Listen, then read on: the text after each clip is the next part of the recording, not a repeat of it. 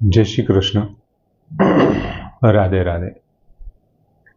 मित्रों 41 श्लोक में भगवाने बात करी कि तू योग वडे तारा जे कर्म छे कर्माणम संन्यस्त अने ज्ञान संचिन्न संशय। तू योग वडे आम कर अने ज्ञान वडे छे पछी तारे आम करवुं जोईए। पछी ज्ञानथी तारा जे कांई शंकाओ छे बधी शंकाओने तारे दूर करी नाखवी जोईए। अने त्यार पछी शुं करवुं जोईए? आत्मवंतम, तारू जे अंतःकरण छे एमने वश करी ले।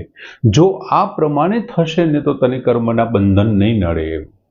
शरूआतमां ज भगवाने कीधुं समताथी योग द्वारा तारा कर्माणम संन्यस्त, બધા જ કર્મો છે એમની સાથેનો સંબંધ વિચ્છેદ થઈ જાય।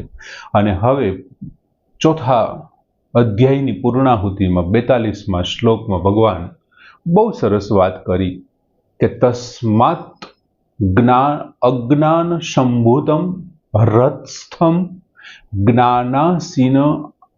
જ્ઞાનાસીના આત્મનઃ છિત્વા એનમ સંશયમ યોગમ आतिष्ठ उत्तिष्ठ भारत।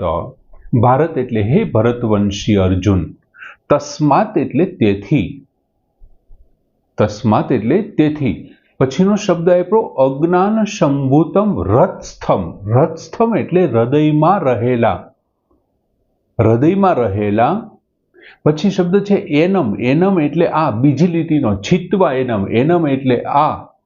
पछी अज्ञान संभूतम, अज्ञान वडे उत्पन्न थयेला अथवा अज्ञान जनित।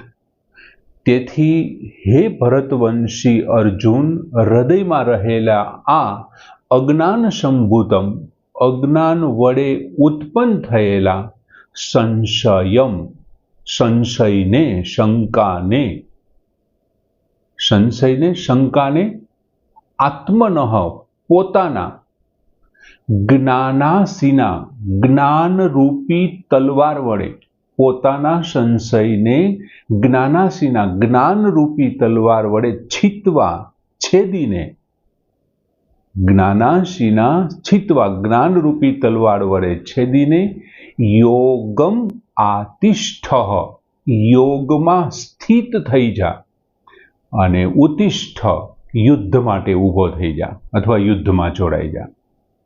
चौथा अध्याय में छेल्ला श्लोक में भगवाने फरी पाछुं याद अपाव्युं के तारे युद्ध करवानुं छे, युद्ध में जोड़ाई जा। अने केवी रीतथी जोड़ाई जवानुं? आगळना पूर्व श्लोक में भगवाने कीधुं के समताथी तू कर्मनो विच्छेद करी नाख। तारी पासे जे स्वतः सिद्ध समता छे अने समता आवी जशे एटले योग थई गयुं। केम के भगवाने व्याख्या आपी छे, डेफिनेशन आप्युं छे योगनुं के समत्वम योग उच्यते। अने जो तू समताथी कर्मनो विच्छेद करी नाखीश पछी तारे शुं करवानुं छे? ज्ञानथी, ज्ञान द्वारा तारे संशयनो नाश करी नाखवानो छे। हवे अहींया भगवाने शुं कीधुं? तस्मात् तेथी हृत्स्थम, हृत्स्थम एटले हृदयमां रहेला। बीजुं तू कोई काळे तारो बाह्य देखाव एवो छे ज नहीं के तू कायर होई शके, अथवा तारो बाह्य देखाव एवो पण नथी કે તને આ વસ્તુ સમજાતી નથી। તું બહુ સારો દ્રોણ જેવા વ્યક્તિનો તું બહુ સારો વિદ્યાર્થી છો, અત્યંત બુદ્ધિશાળી એવા ભીષ્મનો તું વાહલો પૌત્ર છો યાર, તો તારામાં બુદ્ધિ છે જ। પણ અત્યારે શું થયું છે? હૃત્સ્થમ એનમ અજ્ઞાન સંભૂતમ સંશયમ, તારા હૃદયમાં અજ્ઞાન સંભૂતમ એનમ સંશયમ આત્મનઃ, तारा हृदय में अज्ञान द्वारा जन्मेलो आ संशय, आ तारा हृदय में अज्ञान वडे जन्मेलो आ पोताना संशय ने, आ तारी अंदर शंका हती ज नहीं, कोई शंका ने तारी अंदर स्थान नहोतुं, पण तारो अज्ञान छे, कर्मो प्रत्येनुं तारुं जे अज्ञान छे ने एमने कारणे तारी हृदय में एने शुं थयुं? जन्म लीधो छे। हवे ई तारा हृदयनी अंदर छे। जो बारनुं कंई होय तो कोई बारथी उपचार करी शके, तारी अंदर छे। हृदय गुफानी अंदर बेठेलो छे तारो ए संशय, तारी शंका। तो एमने तारे ज दूर करवो पड़े। अने केवी रीतथी दूर करवो पड़े? तो भगवाने एमनुं कारण आप्युं। एने जन्माव्यो कोणे? તો કે અજ્ઞાન સંભૂતમ, અજ્ઞાનથી જન્મવું છે એ જે કાંઈ છે ઈ.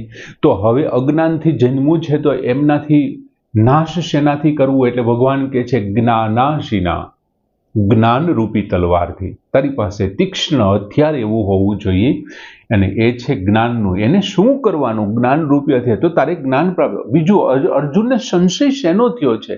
અર્જુનને સંશય એવો થયો છે કે તમે એમ કહો છો કે મને ઘોર કર્મમાં શા માટે નાખો છો? હું આટલું બધું સવારથી સાંજ સુધી એક ધારી હિંસાઓ કરી, કેટલી સ્ત્રીઓને વિધવા બનાવી, કેટલાય બાળકોને અનાથ બનાવીને હું મારું કલ્યાણ કેવી રીતે પ્રાપ્ત કરું? ભગવાન, મને ખબર જ નથી પડતી.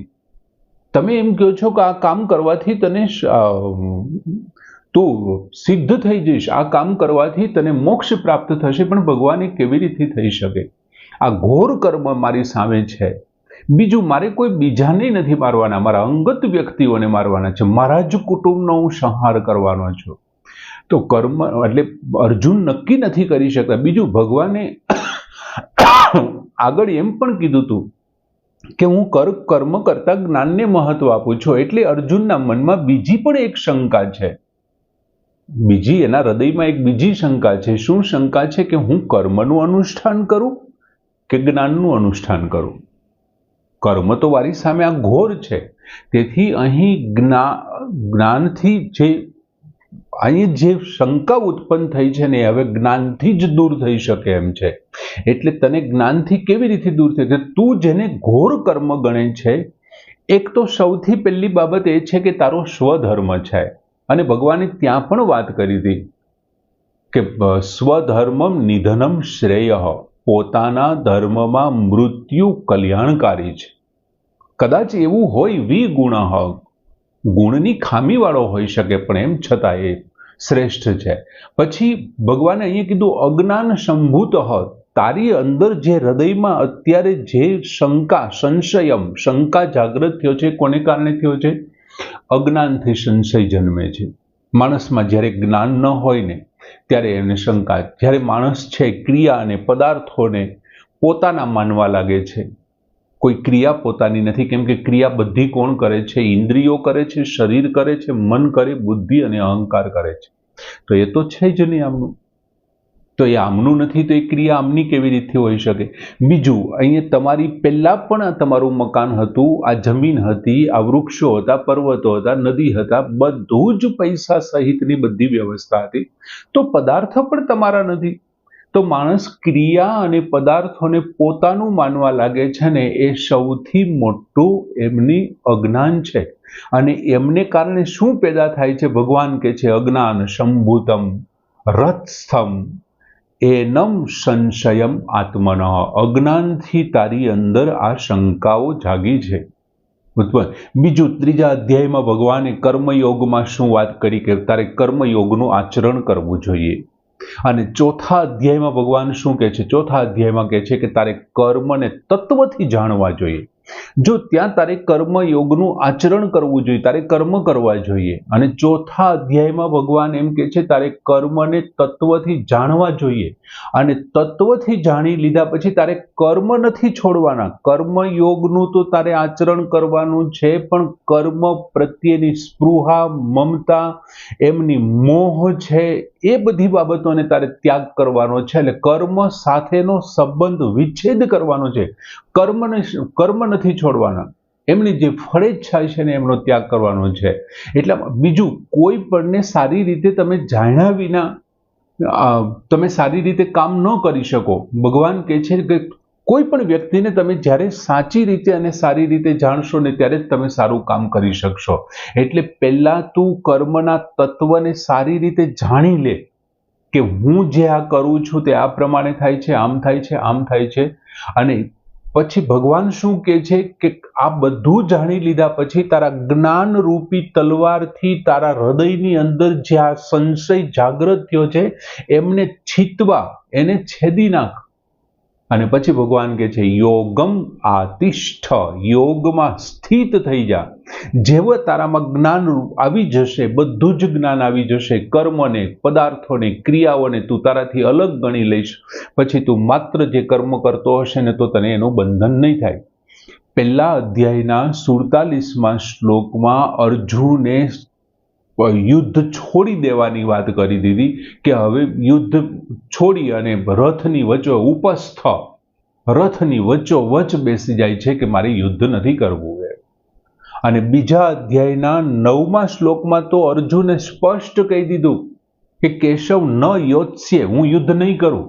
તમારે મને જે સમજાવવું હોય તે સમજાવો, હું ના નથી પાડતો, પણ ન યોત્સ્ય, હું યુદ્ધ તો નહીં જ કરું એમ. અને ભગવાન અર્જુનને યોગમાં સ્થિત થવા માટેની વાત કરે છે અને શરૂઆત કરે છે બીજા અધ્યાયની કે તું જેને એમ માને છે કે હું આ મારી નાખવાનો છું, જેને તું પોતાના ગણે છે એ તો નાશી છે યાર. એ તું નહીં મારે તો પણ કાળક્રમે બદલતું શરીર છે, વૃદ્ધ થઈને મૃત્યુ પામવાનું છે. અને જેને તું લાખ પ્રયત્ન કરે ને એમ છતાં તું આત્મા એવા અવિનાશીને તું મારી નથી શકવાનો એમ, તો પછી તું કોના માટે વાત કરે છે? એના માટેની ભગવાને ત્યાં બહુ સરસ શ્લોક આપ્યો, નૈનમ છિંદતી શસ્ત્રાણી. તારી પાસે આ જ્ઞાન નથી યાર. તું જેને બચાવવાનો પ્રયત્ન કરે છે ને એ નાશી છે, કોઈ કાળે બચી નહીં શકે. અને તું જેને વાત કરે છે ને એ અવિનાશી છે, એને કોઈ કાળે તું મારી નહીં શકે. નૈનમ છિંદતી શસ્ત્રાણી નૈનમ દહતી પાવક. નૈનમ એને બાળી પલાળી કે એને કોઈ ભીંજવી શકવાનું જ નથી એમ. એટલે ભગવાન બહુ સરસ વાત કરી. પછી બીજા અધ્યાયના 48મા શ્લોકમાં ભગવાને એવું કીધું કે યોગસ્થ કુરુ કર્માણી. અહીંયા પણ શું કહે છે ભગવાન કે યોગમ આતિષ્ઠ, તું યોગમાં જોડાઈ જા. પહેલા તારી જ્ઞાન રૂપી તલવારથી તારી અંદર જે શંકાઓ છે ને એમને એક તો કાઢી નાખ કે આ પદાર્થો, ક્રિયાઓ, આ કર્મો, એમની મોહ, એમનો લાલચ, એમની ફળેચ્છા, એ બધું મારી પાસે છે જ નહીં, મારે ન હોવું જોઈએ. એટલે તારી પાસે એક શુદ્ધ અંતઃકરણ વધ્યું, અને શુદ્ધ અંતઃકરણ વધ્યું એટલે સ્વતઃ સિદ્ધ એવી ક્ષમતા તારી અંદર જાગૃત થઈ જશે. અને જેવી ક્ષમતા જાગૃત થશે એટલે ભગવાને કીધું કે તું યોગમ આતિષ્ઠ, યોગમાં સ્થિત થઈ જાય એટલે ક્ષમતાવાળો થઈ જાય. જયા જયો લાભા લાભો સુખ દુઃખો સમો કૃત્વા. લાભ ગેરલાભ, જય પરાજય, સુખ દુઃખ બધું સમાન કરી નાખ. અને બીજા અધ્યાયના 48મા શ્લોકમાં યોગસ્થ કુરુ કર્મણમ સમત્વમ યોગ ઉચ્યતે. યોગસ્થ, યોગમાં સ્થિર થઈને, કુરુ કર્માણી, તું બધા જ કર્મો કર. યોગમાં સ્થિર થઈને તું કર્મો કર. યોગ સમત્વમ યોગ ઉચ્યતે, સમતાને યોગ કહેવાય છે.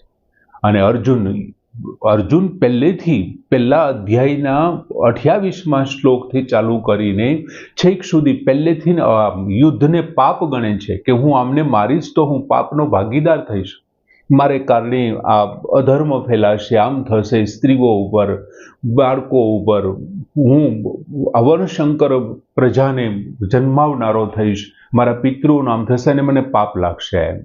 એટલે ભગવાને કીધું ક્ષમતા. ભગવાન તેને એમ કહે છે કે ક્ષમતાથી કર્મનું કરે છે ને એમને પાપ પુણ્ય કંઈ રહેતું જ નથી એમ.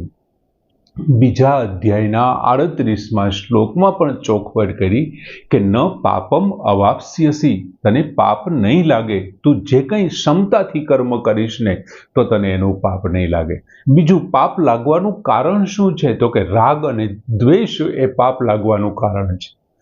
તું રાગને કારણે, અનુરાગને કારણે જો કોઈ કર્મ કરે છે અને દ્વેષને કારણે તું જો કોઈ કર્મ છોડી દે છે ને તો તને એનું પાપ અને પુણ્ય લાગવાનું છે.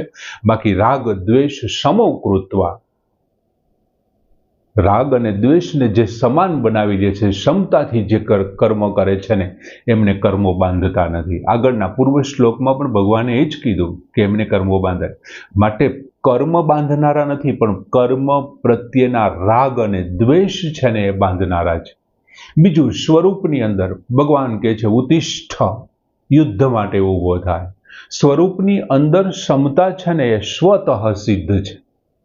આત્માની અંદર ક્ષમતા છે, સ્વતઃ પોતાની અંદર રહેલું છે, એમનો અંદરનો ગુણ છે.